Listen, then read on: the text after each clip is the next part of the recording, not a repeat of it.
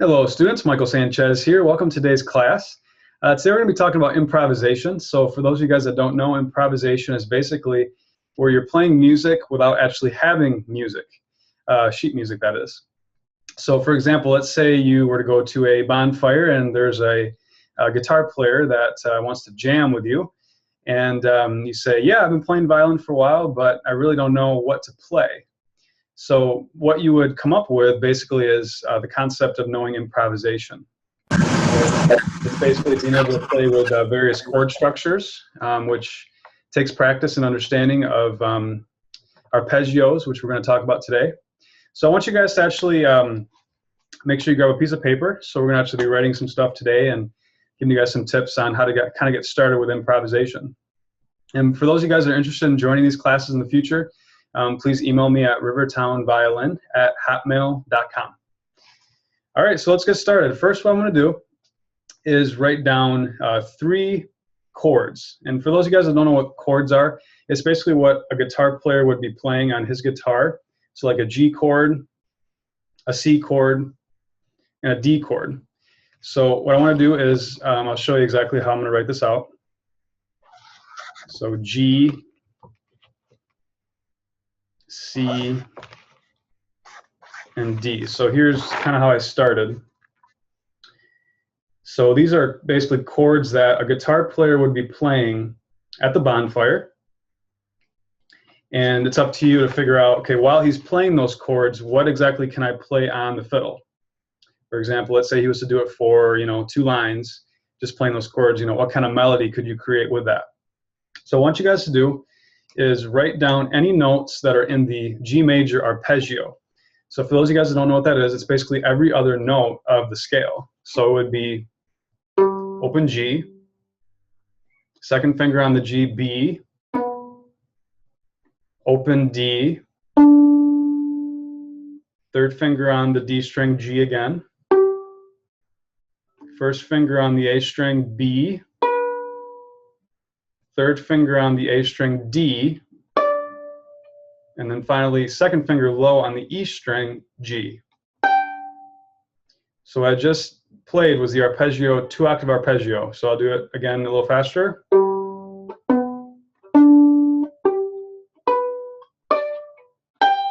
Just like that. And basically the 3 notes, the letters that I was playing in there, just starting over again, was G, B, and D. So this is what I'm writing down, G, B, and D.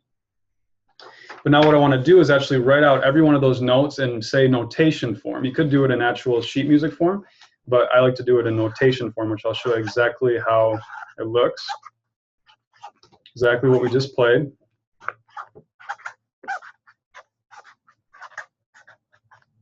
So it's going to look just like this. If you guys want to write this down. So we basically have G0, G2, this is the string we're on, the finger we're using, D0, D3, A1, A3, and then second finger low on the E string. This is exactly what we played earlier. Okay? All right, so basically what we just wrote down is the notes of the arpeggio, which are going to help us do improvisation. So I'll show you guys kind of how it all works in a second, but let's actually complete the 3 chords that we wrote down. So let's go into C chord. So the C chord is going to be made up of C, E, and G. If you guys want to write that down. So notice that G and C actually share a note, which is G. So this is the second part to write down. And let's figure out which notes we can play as far as the C major arpeggio. So technically the scale starts on G3, but you can also play G0 because it's part of the chord. So it's going to be G0, G3, D1, D3, low 2 on the A string, C natural, open E, and then low 2 G. Okay, so let's write that down in notation form. So we got G0, we got G3, we got D1, We got D3. We got low 2 on the A. We got open E, and we got low 2 on the E string. All right, so there's our next set of notes. And again, I'm going to show you guys how this all kind of works to actually play some melodies, but we're just kind of starting with this. All right, and then finally we got D chord, which is going to be D, F sharp, A. D, F sharp, A. That's going to be the last one we're going to do today. So we got, I'm going to play all the notes of the D arpeggio, but we're going to start on first finger on the G string, A. Then we got open D. Then we got high 2 on the D string, F sharp. Then we got open A. Then we got third finger on the A string, D. Then we got first finger on the E string, F sharp. Then we got third finger on the E string, A. So we got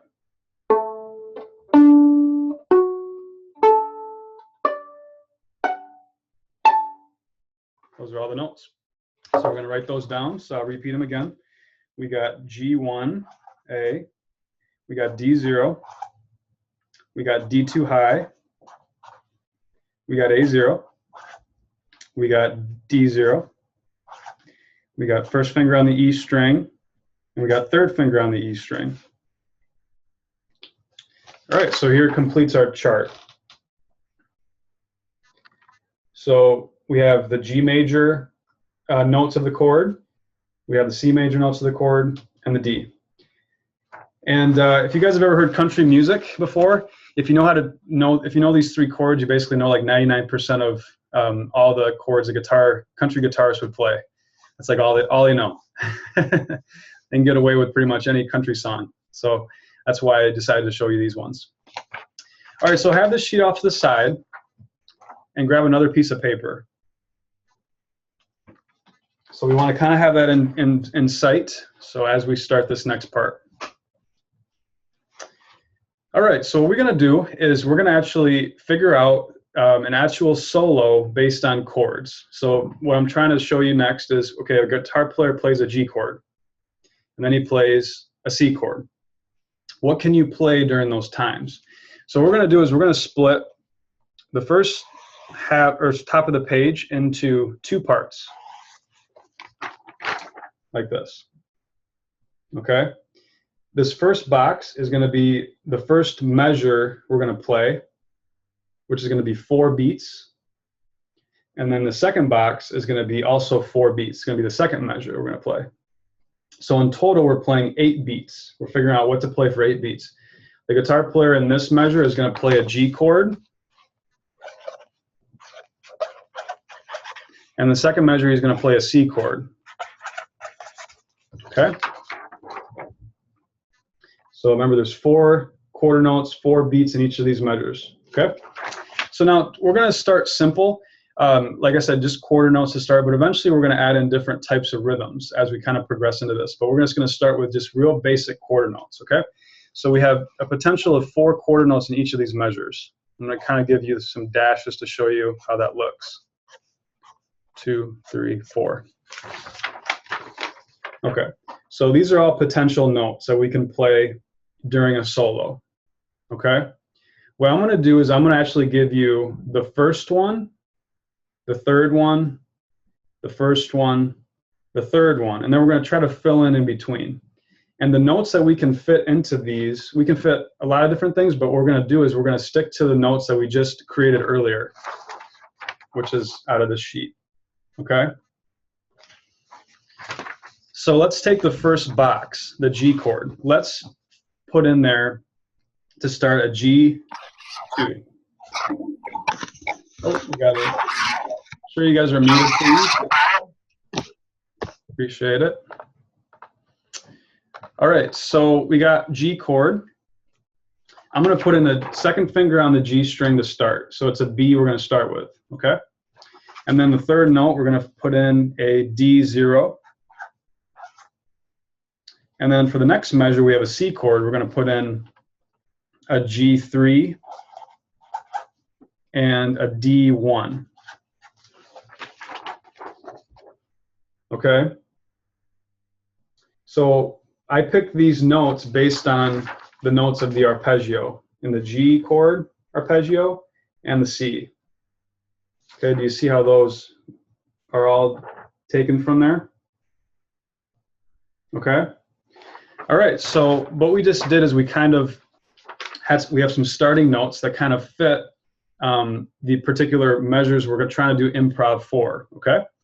So now what's tricky is that when you start to do improv, classical violinists are going to want exactly what to play. You know, they're used to reading music. But with improv, you kind of want to get into a mode where you're filling in those spots without actually writing them down. Okay? But what you can do is just think about it. Okay, you have a G2, you have a D0. What can fit in between a G2 and a D0? I would say a G3 would fit in there. I would say potentially a D1 might fit in there. Those are possibilities. Okay, so what I did is I just circled a couple possibilities of notes that could fit in there. Okay. All right, this next box, let's fill in some more. So I'm gonna put in there, say D1 or G2. Possibilities, okay? All right, and then the next box, I'm gonna fill in D0, whoops, and D3. And then D0 and D3 again. Okay, everything that you see circled is all just my imagination. It doesn't have to fit anything. Actually, it's not fitting what we wrote here. The ones that are not circle are the ones that are fitting this structure, okay? Those are just things that I'm just coming up with on the top of my head, okay? So if I play just the ones that aren't circled, the ones that we originally wrote, we got G2, we got a space, we got a D0, space, G3, space, D1. Okay? So I just played G2, D0, G3, D1. Okay? But now what I'm going to do is pick one of those circled notes to complete a solo. So without actually, it's not one of these notes. It doesn't have to be one of these notes. Just something that fills in between. So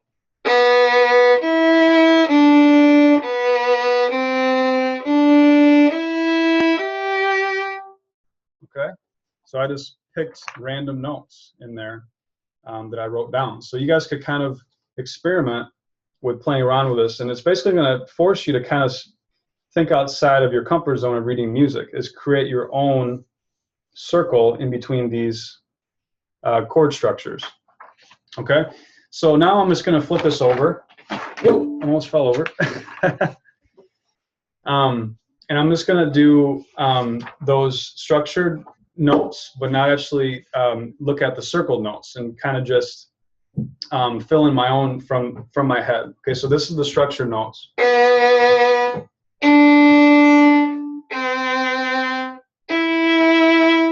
if you guys want to play that real quick, that'd be great. So let's do that again.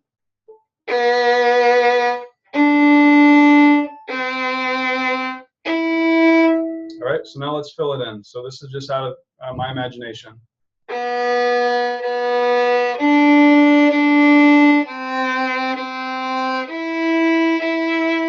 Or maybe.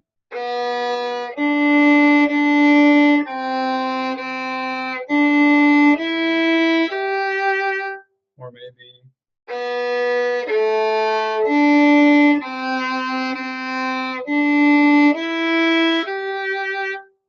And each time there's going to be ones that sound better than others. So it's just a matter of picking in your head which one you like the best.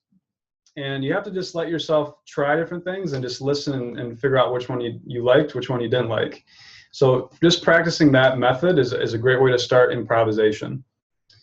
So there's plenty more that can be said about improv. I'm definitely going to do some more videos on it here in the near future.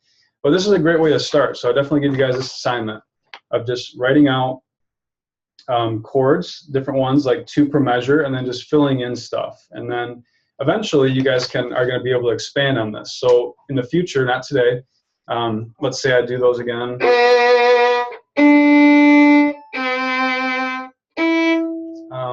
Obviously that's, you know, 2 per measure, but I'm going to fill in some eighth notes in between, or kind of give it a little more flavor. So